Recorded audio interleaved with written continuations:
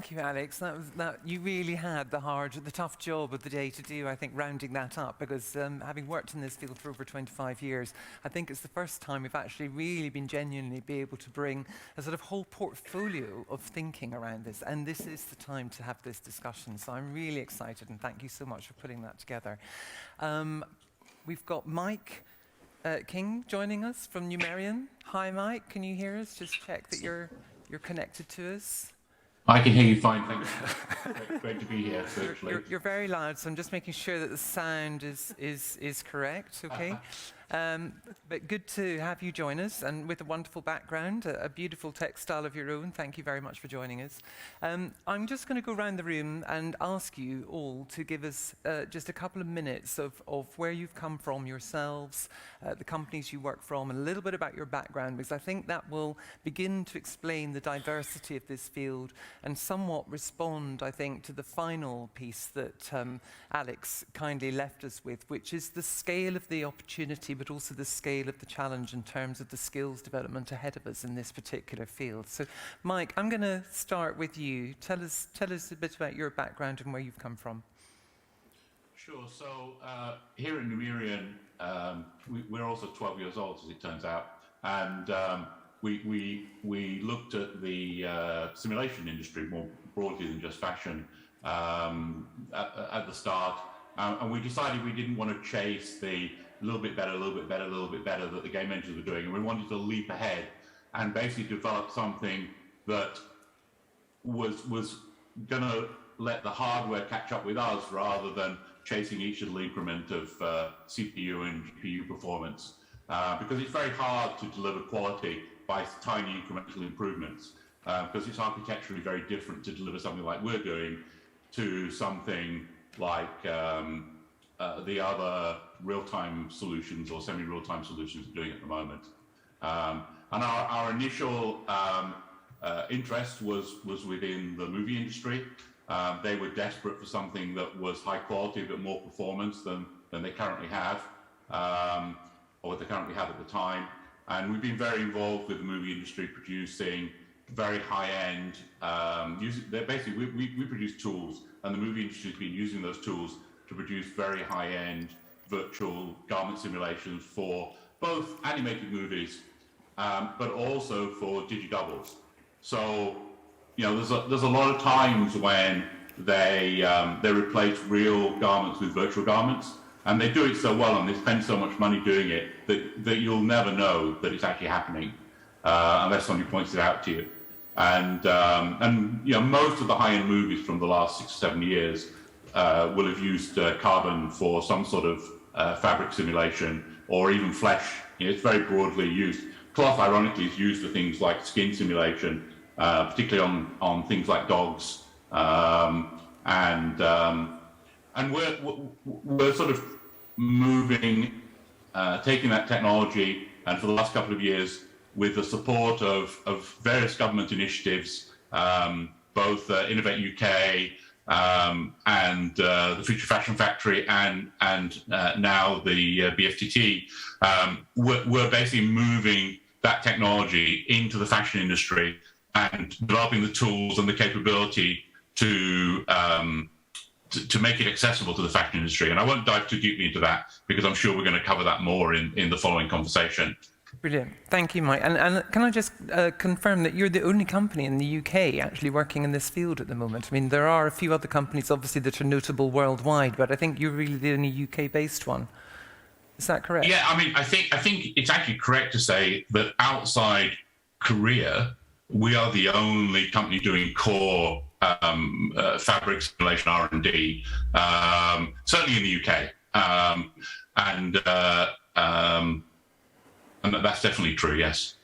Great, thank you. And Jade, how? I mean, if you can give us a little bit about your background and how on earth you've got into this world of the fashion metaverse that we're talking about. Yeah, so my background was education-wise, did fashion design at Trent University. I then worked in trend forecasting and then jumped into an MA at Trent again. However, I actually really was focused on, you know, digital fashion, wanted to go into that, but also really loved gaming. I was a big Sims fan growing up, and an opportunity came around for a fashion assistant at Lockwood Publishing, and it was perfect timing. I did leave my MA, but I'm an opportunist, so I jumped at that opportunity when it arrived. So yeah, I now head up the fashion team. We're a small fashion team, I think the only fashion team in the games industry, which is really, really exciting to be a part of. And yeah, we create the 3D assets that we get, like, I think we've got 2 publishers per week of around 50 assets per publish. So that's a tremendous amount of content that's going into our social platforms. So we have a vast library of content within there that we can play with and change and manipulate. So yeah.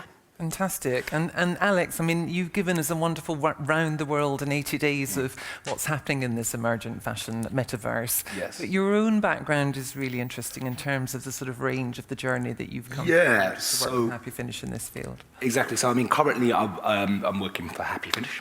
You know, we are really like a creative technology production company. We do a lot of work kind of like behind the scenes with companies like Microsoft to help them actually develop their tools, and particularly for mixed reality. But then on the other side, we work for like major brands or boutique brands to create experiences for people as well.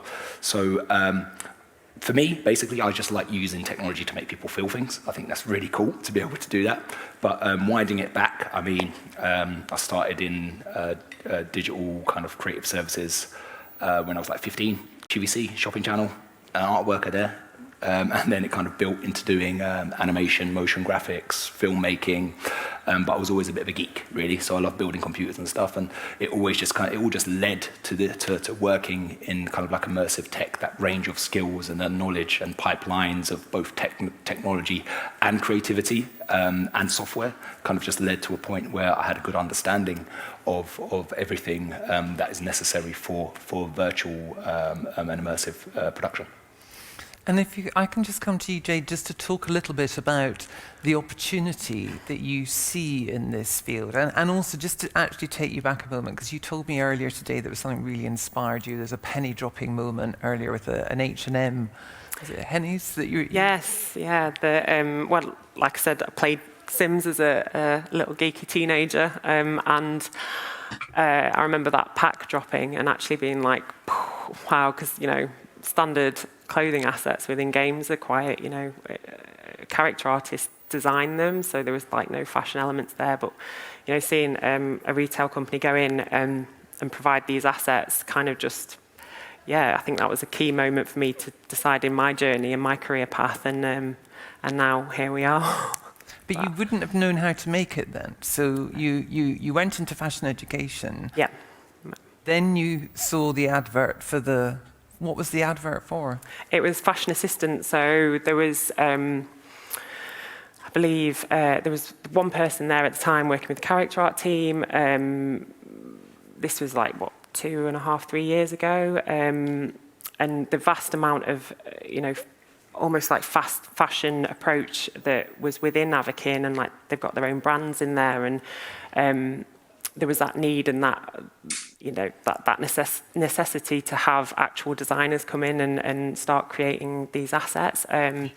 So yeah, I've kind of built the team as it is today, standing with, I think that we've got like 5 members on our team at the moment. So yeah. And what do you see as the opportunity for the future? I mean, obviously you've been going stratospherically fast to get to this point. You know, I mean, you literally sort of working on 6 things at once to sort of progress that. Can you give us a sense of that? Yeah, so I think opportunity in the future, we don't just work on, you know, the clothing assets. We work on with the R&D team, the character art team. We discuss designs for like eyes, hair, makeup, skins. That's anything like from shiny materials, so like scales and fantastical stuff, wings, fantasy-based clothing, so like there's costume design within that as well.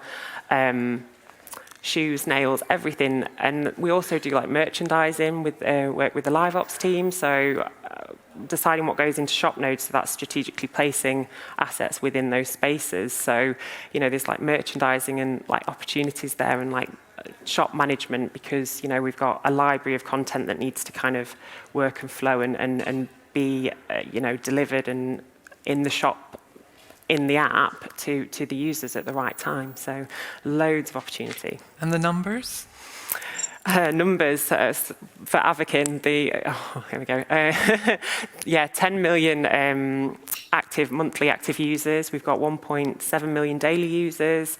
61% of our user base is Gen Z, obviously, very important, and 67% of our users are female, so we do, we target more of like female side of fashion within Avakin. That's incredible. So you're beginning even to see a slight gender shift in terms of the interest in this field, both technically and creatively, presumably. Yeah, definitely. I think something I'd like to push with, more diversity. We are currently with our system at the moment, we've got a male and a female form. That's how it's been built. So we do have to convert our assets to kind of create unisex clothing. But that's something that we're always trying to work and build towards a better future in diversifying our content.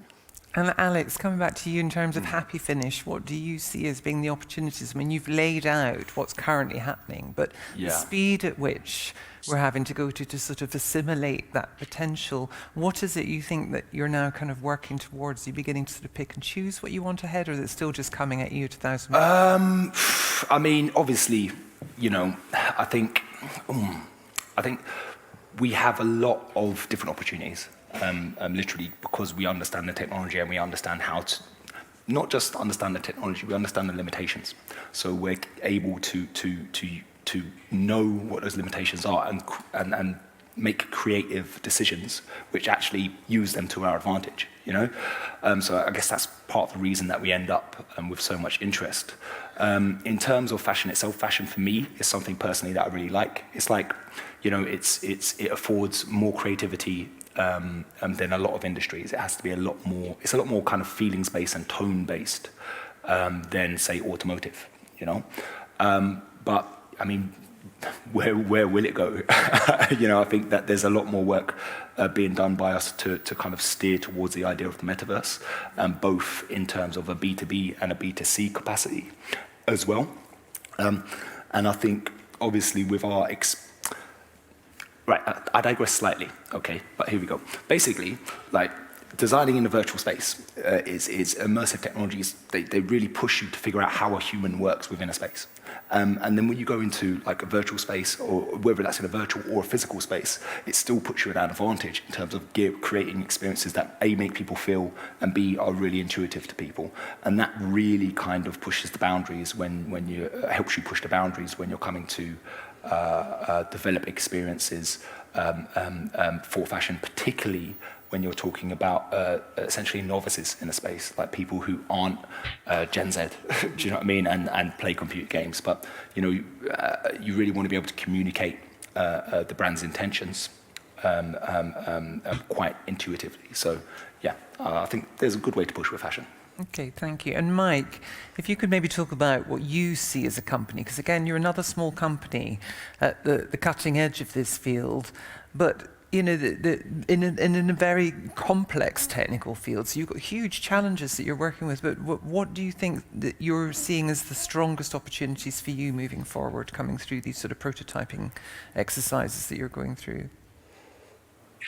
So I think the strongest opportunities are coming from the need for, as Alex already touched on, anybody trying to do anything serious in this space need to scale. The tools we've developed for the movie industry are designed to be used at massive scale. The challenge we've got bringing those into the fashion industry is that when you're producing a $200 million movie, you might have a team of 10 character effects artists just doing garment design, and you've got another team doing animation, another team doing rendering. You might have a pipeline with 100 people in it, and not many fashion companies are going to set pipelines up like that. So one of the things we've been working on, for the last 18 months is making it more efficient to stitch garments so that you don't have to do a lot of manual. Efficiency is going to be a really, really important path forward for us with the tools to make them more accessible to the fashion industry. And we've added rendering also, the ability to quickly render, which is something we've never done before, because again, the fashion industry is not going to have teams of rendering experts. But on the flip side of that, The other thing we need are just more technical resource, more trained and experienced people, because if we're going to scale into this industry like many other high-tech industries, there's just a massive shortage of resource. It would be hard if I wanted to go out right now and get a few hundred artists in the UK to put a team together. That would be nearly impossible. And one of the companies we're talking with, is looking to produce 50 high-end garments a week. And that's probably the worldwide capability right now of all the movie industries put together at the very high end.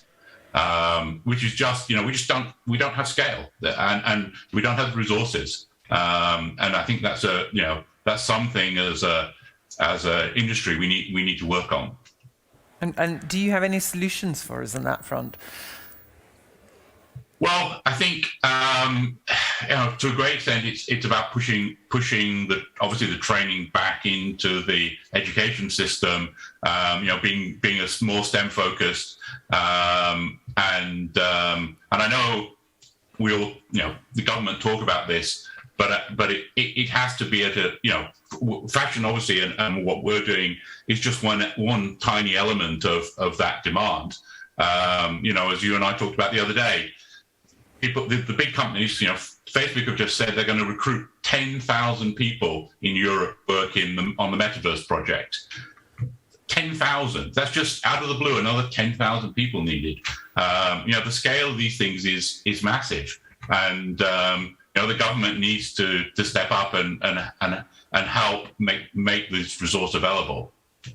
And how realistic is the set of skills coming out of the creative higher education and other education sectors? So, for fashion alone, there's about 300 odd courses in the UK. I mean, it is a huge field, just as it is for many other creative sectors in the UK in comparison to worldwide figures. I mean, University of the Arts London, we've got 7,500 students working broadly in fashion, textiles and technology.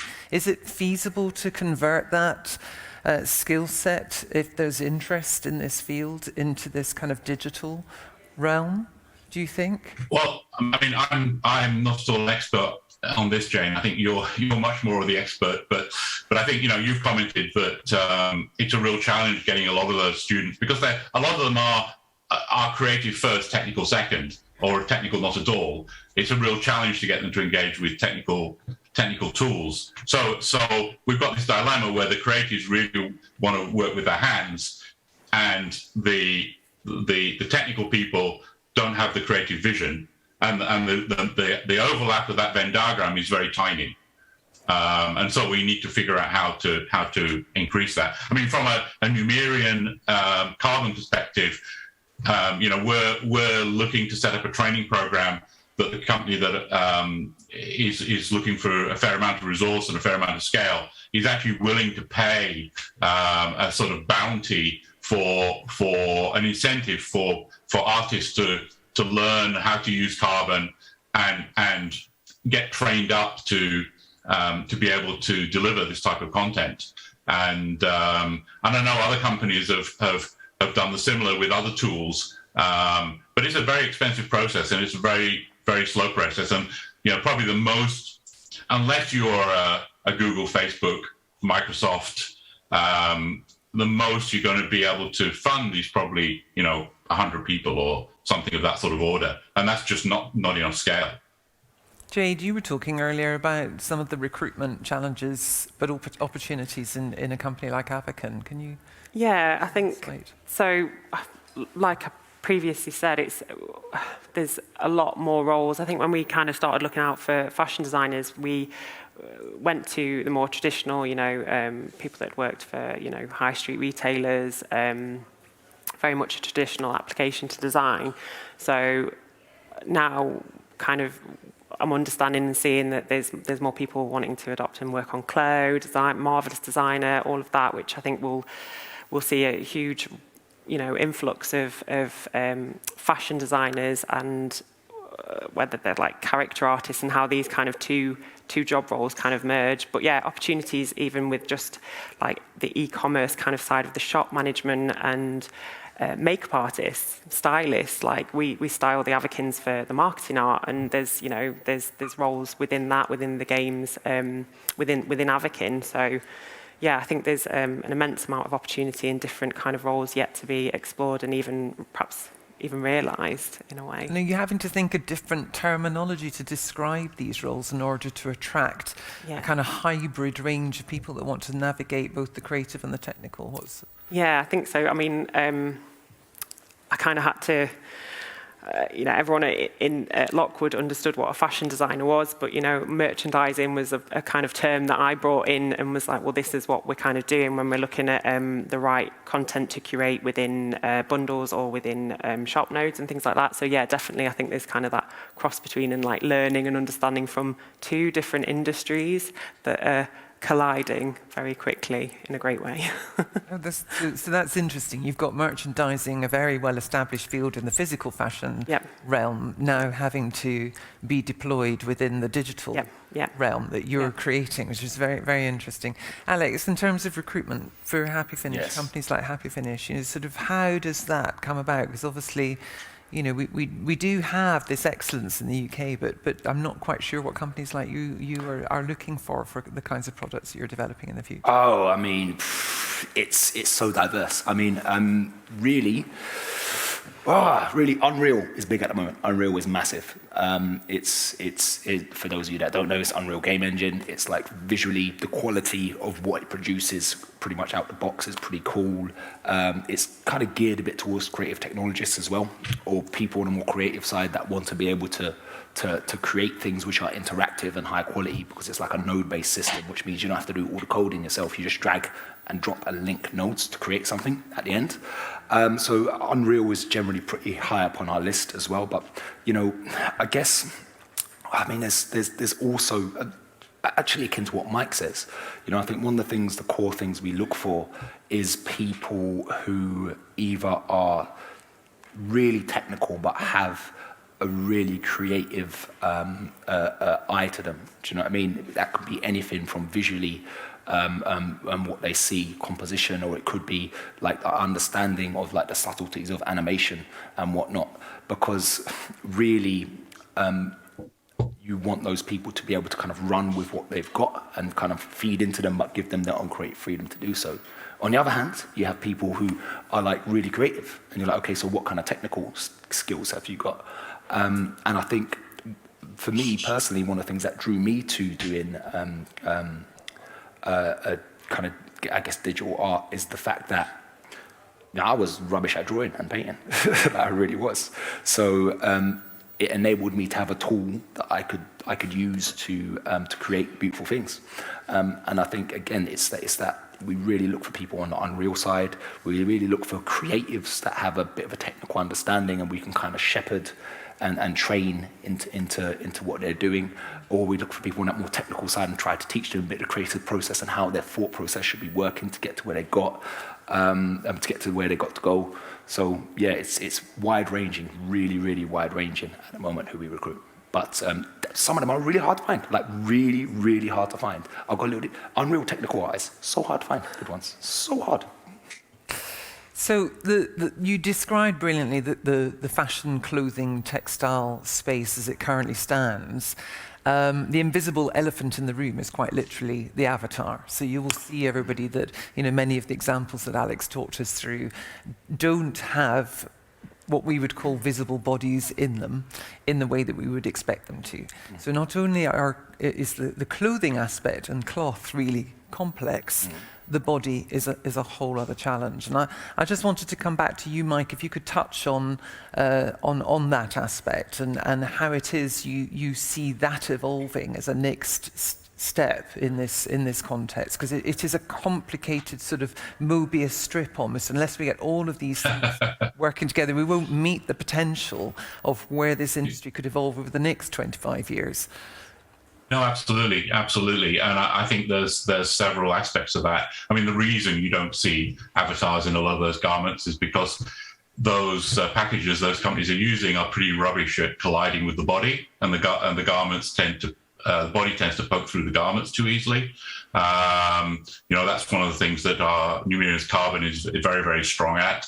So, I think there's the basic just collision of garments against body or garments against body. So that's on the simulation side. And then the other thing on the simulation side that only Numerian is supporting at the moment is the ability to have a soft body, because at the end of the day, our bodies are not hard. Our bodies are soft. And, if you put a swimsuit on, or, underwear or tight clothing, your body gives, and your body pushes the garment, your garment pushes the body. And to show, if we're showing true diversity, we need to be able to represent that functionality. And that's something that we can do with carbon.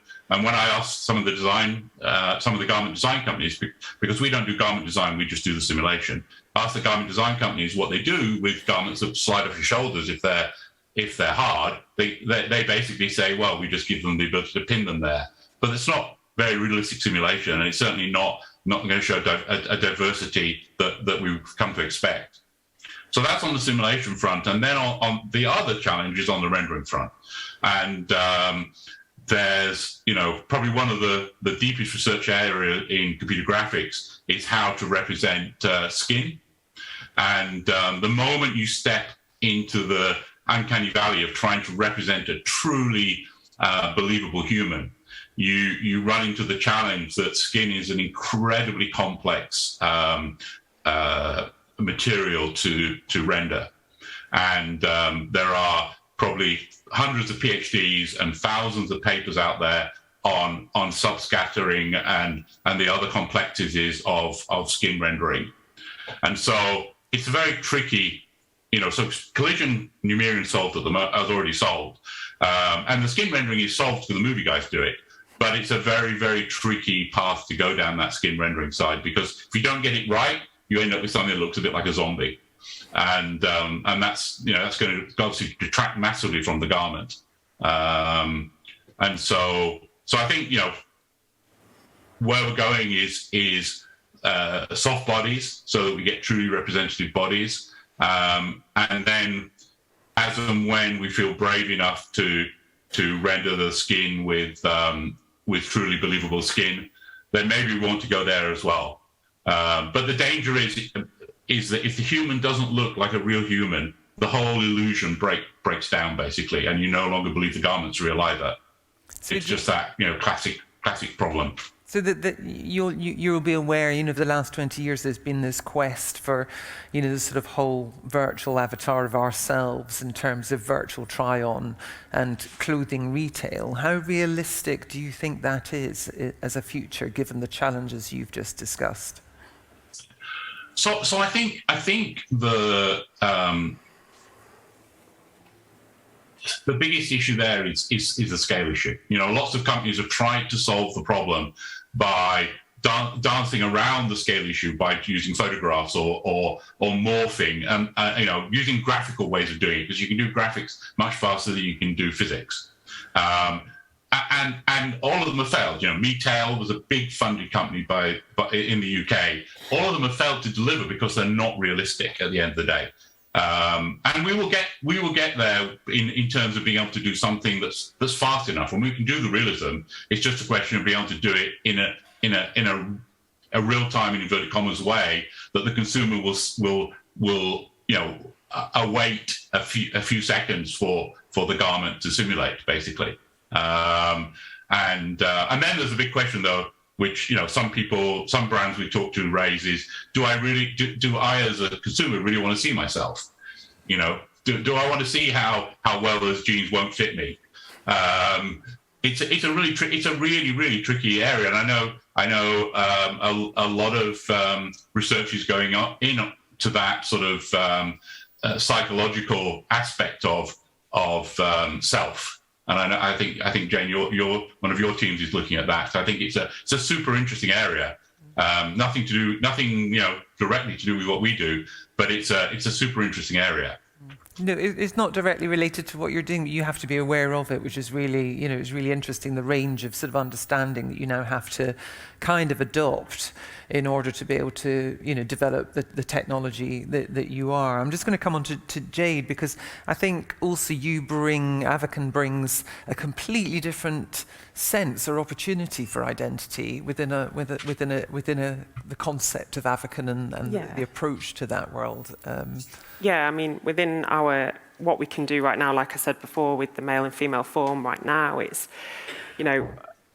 you can be unlimited ways to be you. So you can dress in your fantasy armor, shining armor with your wings on, but you might have a face mask on. They're really popular in game at the moment. You can I think the beauty of Avakin is you can change and develop minute by minute or hour by hour. So we have lots of, it's primarily there for social interaction, but there's, we have music gigs on in game, and you can, someone in the UK can be, going off to meet someone in one of the rooms from Brazil, and you're dressing up as, fairy power friends, and you're going to this gig being that. So I think that's kind of the beauty within, the avatars within Avakin. There's just, absolute different arrays of different kind of personas that you can portray within there, which is really, really pretty awesome. And that seems to be quite a popular thing, this idea that you don't actually operate as your physical self, that you really do take on a whole other identity and wardrobe with that. Yeah, I mean, I think it's, I think it's the kind of self-expression. Peacock feathers, that's what we always say about the wings. It's, even, people that might not be able to go out and, discover the world. We've all been there right now with COVID. You could perhaps go and dance like crazy in one of these venues or floating with wings on. And I think that's just really, really valuable. But if you want to, there's the opportunity to kind of do the self-expression and be perhaps how you are in the real world as well. And the digital economy of that, so the assets that you're then selling, can you give us a bit of a sense of? Yeah, so we have the drops every Tuesday and Friday, our published days. So it very much is, dropping the clothing into the game. We have our own economy within there, so we have Avacoins. Users can purchase these through bundles. There's can't say IPA because that would be a bit, that's what I said in a meeting the other day, it's IAP, so in-app purchases. So, these are bundled up clothing items or, some furniture items and assets within a bundle, maybe with some coins in there. So you can actually purchase those with actual money, or you can go and purchase our content through Avacoins, which is our own economy world, which is very complex and not my area of expertise, but it's pretty amazing. But this is where you're dropping in these new garments, so this sort of weekly wardrobe that, so we have a good, better, best kind of approach to the content with, probably our non-paying users, will be buying more of the good content, and then we've kind of direct our better and best with paying users, our whale users that we have. There's people out there that, spend and invest a lot into our platform, which is incredible. Yeah. So it does have the potential maybe to even change the modes of consumption in terms of fashion, dare I say,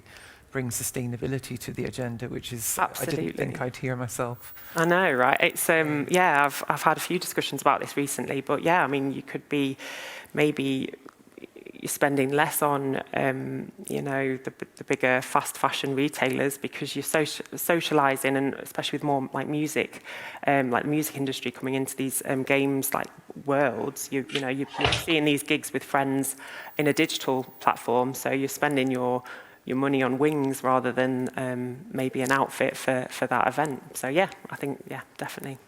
Alex, you were talking about NFTs earlier as we've shifted into the digital economy of fashion. Can you unpack that a little bit? A bit, yeah.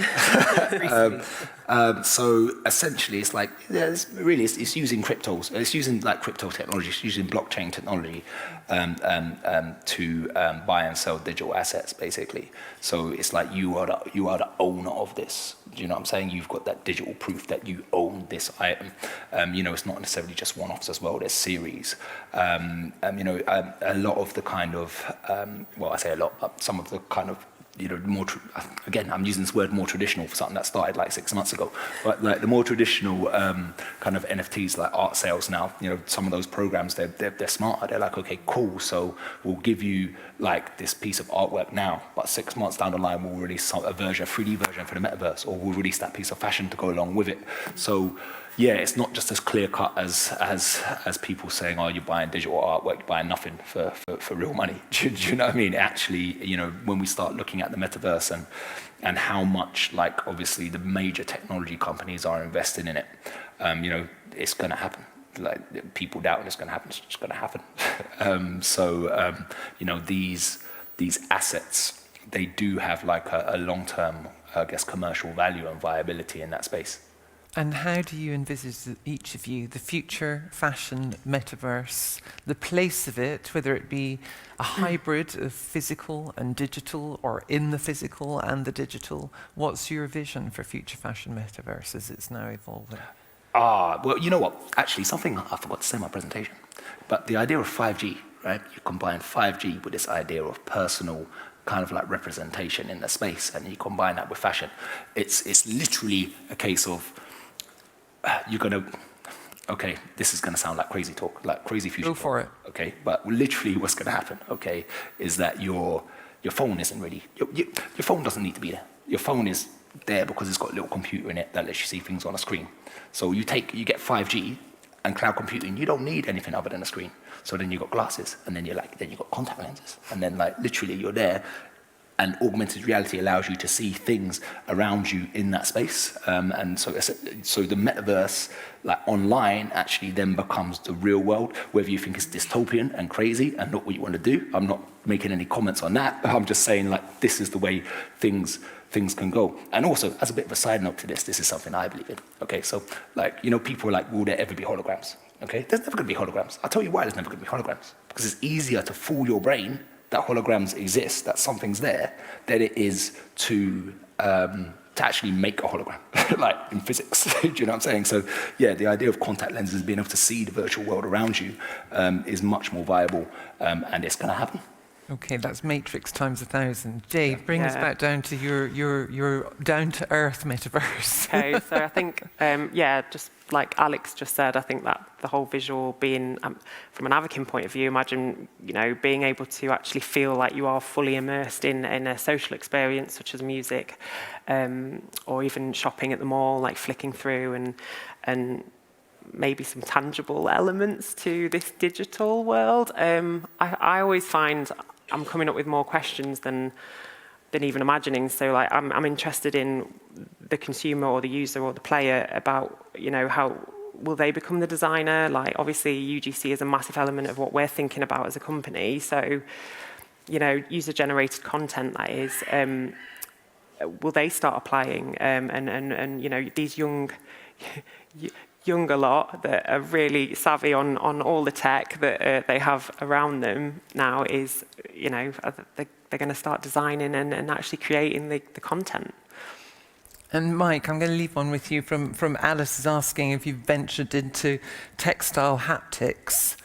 A nice little technical juicy number for you. Yes, I mean it's a super fascinating area, and we have actually a concept for a very interesting project around fabric and haptics, and we just need to find the funding to support it, where essentially you can capture not just the graphic texture, but the physical texture of a fabric, and transmit that remotely to a virtual world, where you can feel that haptically. And one of the strengths of our carbon software is actually you can run the simulation. Haptics requires a very high frequency simulation, and one of the strengths of our carbon software is that we are one of the the only that we're aware of companies that can run at like 1,000 hertz simulation. And there's a company called Genetic Robotics that uses us for dental simulation, which is the scariest experience ever.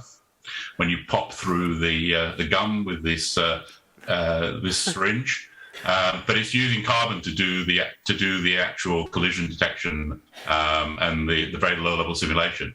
It's a fascinating area. I'd love to get a few million to develop a solution that can remotely transmit haptics for fabric.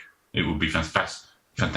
Brilliant. Thank you so much for tackling that fantastically meaty technical question in the last lap. Mike, Jade and Alex, thank you for taking us to the Fashion Metaverse. And I'm really sorry that Leanne couldn't join us today due to COVID-19. She was testing negatively, unfortunately. Otherwise, would have been with us from Institute of Digital Fashion. But thank you very much, everybody, for joining us for this conversation. Thank you.